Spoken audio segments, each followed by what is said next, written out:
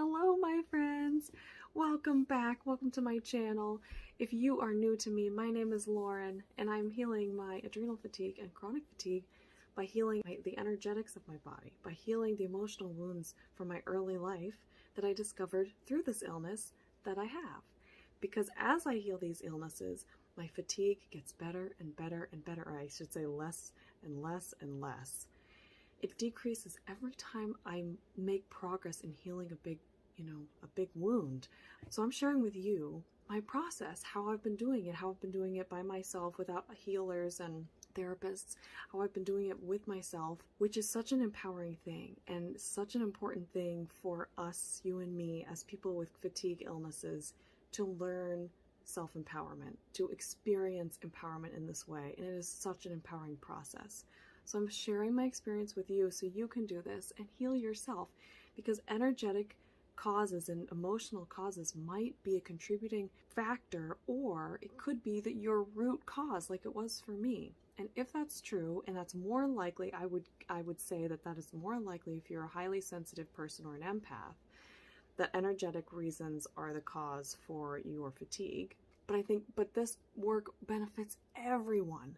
I would love it if we lived someday in a world where this was just a normal part of adulting, of becoming an adult, going through work in your 20s and 30s, of dismantling old beliefs that were ingrained in us from culture or parents and just our upbringing and teachers and all the people that influence us as children, dismantling all that and healing all the wounds that we get, because we all get wounds. And empaths and highly sensitive people, in my experience and what I've witnessed, is they can't really get through childhood without having some wounds. So part of the adult process is healing those wounds. Today I'm going to be talking about astrology, which is so fun because I love astrology. And I love it because it has benefited me so profoundly in this healing journey. I made one video so far about the first way that I fell into astrology, because I never believed in it. I thought all that stuff was so woo-woo. I was raised in a very scientific oriented family, and I thought that stuff was crazy. It was all fluff and foo-foo stuff. But things change, and life has a funny way of teaching you lessons and new ways of looking at things and forcing you to expand your worldview and perspective. And part of that process for me has been entering into the world of astrology. And again, if you are a highly sensitive person or empath, I believe that you will find that you actually are highly sensitive to these energies, because empaths and highly sensitive people are generally very sensitive to energies around them. Well, what energy is greater than the universe energy, than the planets, than the planet that we are living on relative to other planets? So I made one video on the first way that I fell into astrology. When I was going through a dark night of the soul, I was dismantling all the beliefs that I had built as a foundation for the first part of my life. And this illness required me, or I was trying it, I believed that was the right thing for me to do, was to just completely change who I am. That my personality, and I was a follower of Joe Dispenza, and I knew what he was saying was true. And one of the things that he says is that the personality, and this is not a direct quote, but in essence, is that there's a personality that made you sick. And in order to get well on a permanent basis, to actually heal the wound, not just fix the symptoms, but actually heal the illness, you need basically a new personality. A new personality. The personality that you've developed because of our upbringing and the way that we've coped with wounding and just coped with the world was a way of coping, and it benefited us in many ways. We had success in our lives. We all had good parts of our lives that personality and those behaviors created. But unfortunately, in conjunction with that, it also created these patterns and wounds and stagnated energy that created an illness. Now I'm taking what he said and I'm taking my own spin on it. but in essence that you basically have to change, you create a new personality. And so when I went through this dark night of the soul of dismantling all my old beliefs, because I felt like I am desperate, I'm going to do this, I'm going to make I've got to do something different. The way I'm living is not working. I've got to do something drastic, I've got to do something different. And I started dismantling, and I ended up in this dark night of the soul because I dismantled so much that I couldn't see who I was at all. I felt like I had no self. And that's what a dark night of the soul is. And when I was trying to crawl out of that, just feeling so dark, so much darkness, I couldn't see the light. I couldn't find who I was. Astrology gave me a lift. So I started studying my natal chart, my natal birth chart, and all the qualities that my natal birth chart say might be the case for me. And what's funny is that for the first time in my life, because I had glanced at astrology before, even though I thought it was all silly, and I just thought, this doesn't fit me, this is crazy.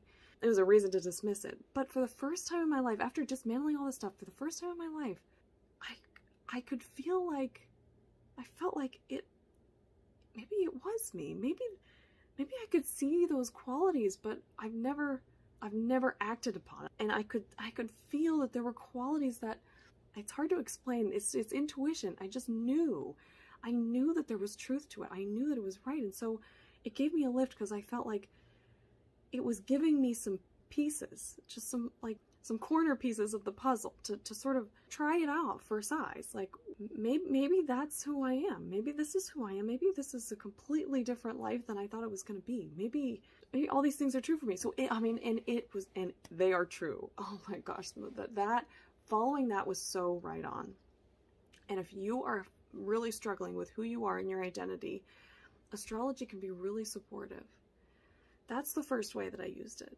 The second way that I started using astrology, it came from, I had noticed for a long time that my symptoms seemed to always get worse around the full moon.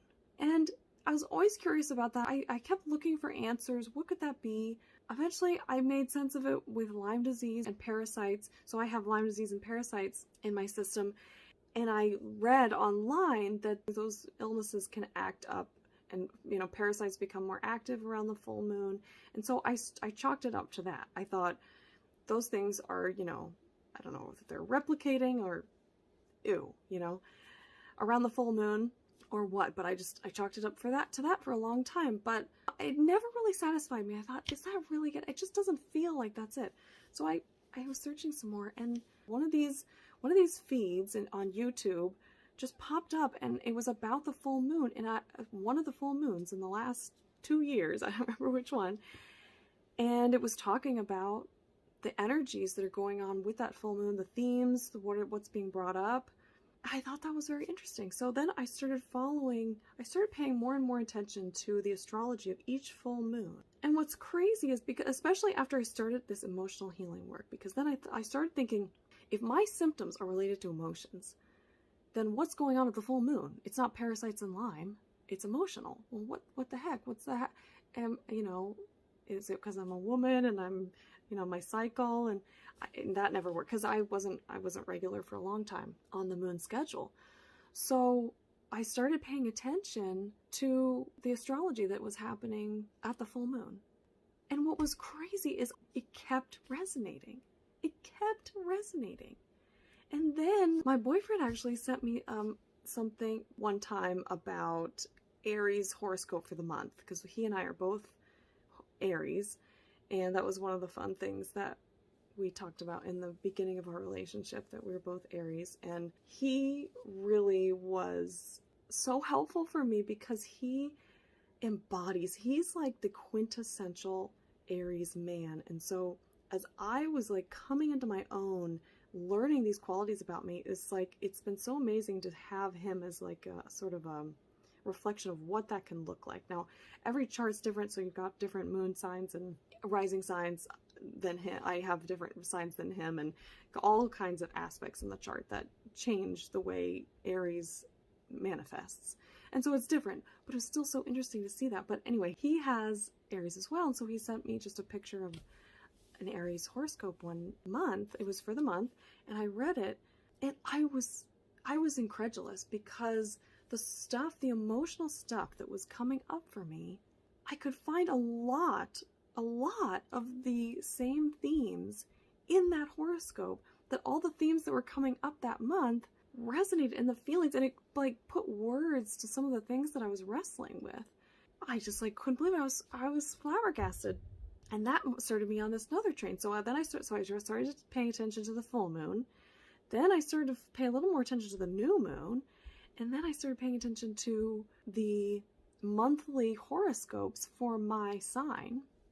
And they didn't always fit, again, because you've got a rising sign and moon sign and everything, and those all have a dance together.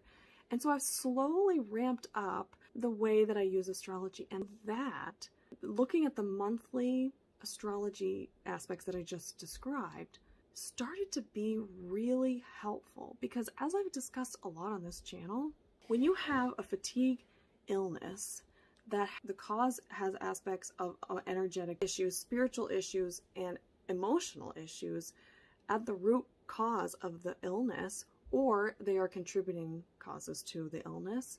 That happens when you have this armoring, this disconnection, this maybe dissociation, which disconnects your mind from your body in a lot of ways. And so you're not able, it's very difficult to access the emotion that's coming up, and that stagnates the energy. So we've developed these coping mechanisms that stop the energy from moving. So when we're triggered by something wants to come up, our bodies, our nervous systems stagnate that energy, keep it down, because that's what we're used to doing.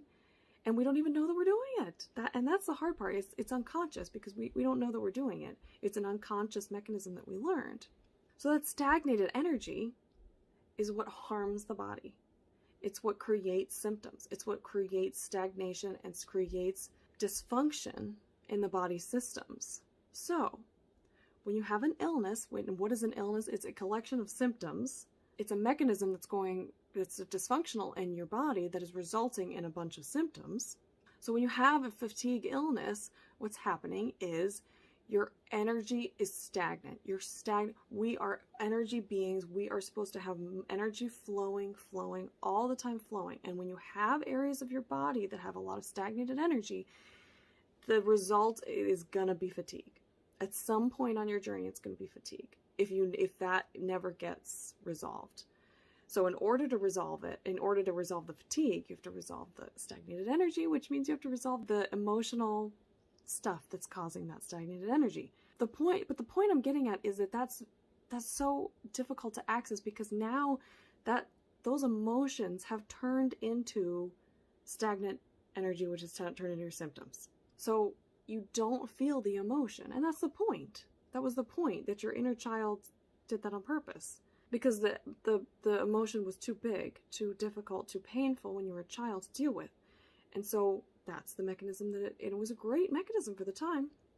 The problem is you're still doing it as an adult unconsciously. And so you have an emotion come up and you don't feel the emotion, you just feel a symptom. Because it's energy getting stuck. Stuckness is never good. It's never good, especially in the body. But we have these defense mechanisms to keep those emotions at bay. So when you're going on this healing journey, the difficult part, I find the most difficult part, in my opinion, the most difficult sort of the technical aspect of it, the mindset part can be difficult, maintaining the perspective and mindset that you need to get through the journey, because it takes a lot of determination, and it's long, and it takes a lot to get through, a lot of grit and determination to get better. But you have that because you're watching this channel. But the most difficult, I would call it a technical aspect of the healing journey, is figuring out what emotion is related to each symptom, and when something gets worse, what's the emotion, what's the wound, what's the pain that's underneath that. And that's where astrology comes in. And this is so helpful. I wish I had known this earlier, but that's why I'm sharing it with you, so you can know it earlier on your journey. You can use it in such a supportive way. So what happens to me is, as I'm going through these onion layers of this big emotional wound onion that I talk about on my channel, as I'm going through each layer and each piece of each layer, there are lots of themes that come up. and it takes a lot of time to figure out the roots. So what's really helpful is looking up the astrology that's going on at a certain time. So start paying attention. Start paying attention to whether your symptoms, any symptom, gets worse or better around a full moon or a new moon. And if you do, you might just start looking up the full moon, new moon meanings and what are the themes coming up, and see if it resonates. See if it sparks anything. I have found again and again and again that it sparks something, or it makes total sense of what I'm experiencing.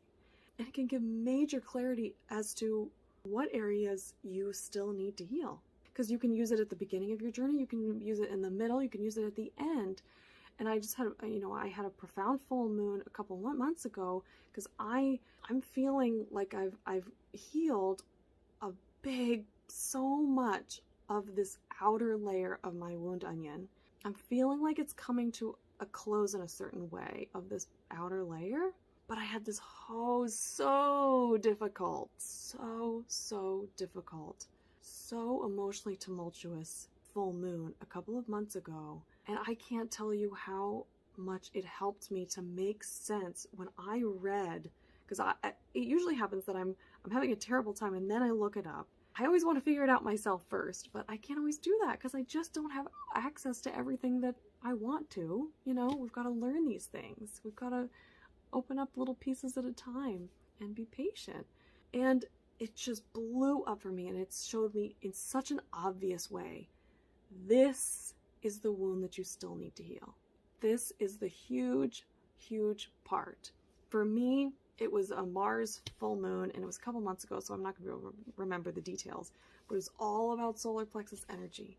And that is a place that is really requiring a lot of patience, one baby step at a time, of healing the solar plexus wounds and disempowerment, feeling powerless and feeling able to cultivate my own agency, stand on my own two feet in all kinds of ways, assert myself, set boundaries. There are all kinds of aspects to that chakra, the solar plexus chakra. It just was illuminating for me, and that's what full moons do. They illuminate stuff. They illuminate some theme, whatever's going on, whatever planet it's related to, whatever sign it's in, what the planets are doing at that time. And so it's illuminating. The full moon illuminates, and the new moon it's more of a time of reflection and going inward. The full moon is like, bring to the surface, illuminate, make loud. There it is. I just can't tell you how many times I've used this. I can't tell you how many times I've used this. And it's been so many times that I've been like, gosh, it's just like my symptoms are so much. What is going on? I'm so emotional, or my symptoms are so bad the last few days. What is going on? And then I go look at the calendar and it's the full moon. I've started now more recently paying attention in advance when the full moon, when the new moon is coming, and then looking at the astrology in advance so I know sort of what to look for as things, and just be aware that something might come up and it might be related to whatever that full moon or new moon is related to. So I've gotten more cognizant of that. But the other thing that that has changed as I've healed, and I say this because this might be true for you, as you start to work on this, as you go through this process, what happens less and less is the symptoms get worse during that time. It still happens, but what's happening more is a lot of emotional, tumultuous water to go through. It's the emotions are getting a little more free to move up more readily. And so they don't get quite as stagnated. They don't get quite as stuck for days or weeks and and I'm tangled with it and I don't know how to get it and I don't know what it is. And I'm just like, That was very true in the beginning. And sometimes it took months. It was really difficult in the beginning, and you might find this, but we're all different. We all have different patterns. We all have different wounds. We all have different defense mechanisms. We all have different abilities to face emotions and be comfortable with emotions, and we all have different relationships with ourselves, our internal dialogue. So my experience doesn't necessarily say what's going to happen for you, but it was really difficult for me in the beginning. But over time, it's been less about symptoms rearing up, it's more about emotions rearing up. And I still get I still get, with the powerlessness wound especially, I still get a lot of heavy body symptoms, heavy fatigue, and some limpness, some weakness. But it's so much less than it used to be. So you might notice that that's a trend over time. So I'm going to make a third video, because there's a third way that I've started using astrology more recently that is much more complicated, because I'm really diving in and I'm really paying so much more attention, because as you heal this stuff, another trend that you might see is that as you heal the wounds, you become even more energetically sensitive, which makes sense because the whole point of the defense mechanisms was to protect you, was to armor you, and so you shut down your sensitivity to an extent. Sensitive people, you can't shut it down completely, nobody can, but shut it down enough to survive as a child. And so as you heal these wounds, and as you repair these defense mechanisms and make new neural pathways, you become more emotionally sensitive and energetically sensitive. But the great thing is now it's safe to do that. And when you have a secure sense of self, and you have self-love and compassion, and when you develop more confidence, you're stronger. You're stronger in yourself, in your own 2 feet, in your own skin and energetic aura. When that happens, then the energies of the world are not so scary. So not only you can take more energy, you can have more energy coming at you, and you can deal with it, but you also become more sensitive to it. You sense other people's energy, you sense universe energy, the world energy, the moon, the stars, the planets. So over time, I've gotten more and more interested in astrology, because I notice I'm so sensitive to anything, any planetary astrology thing that's going on. I feel most of them. It's bringing something else up. It's so helpful to see the themes, to understand the wound, because once you understand it, you can really work with it in a really profound, in a really deep way, and then use havening techniques and make that healing happen in your body. So I really encourage you to look into this and just see if it would be a helpful tool for you, if it would be helpful in the process of identifying emotions and finding out where they came from and figuring out how to heal that wound that's been stuck in your body for so long. And heal the fatigue. That's always the goal, is healing the fatigue.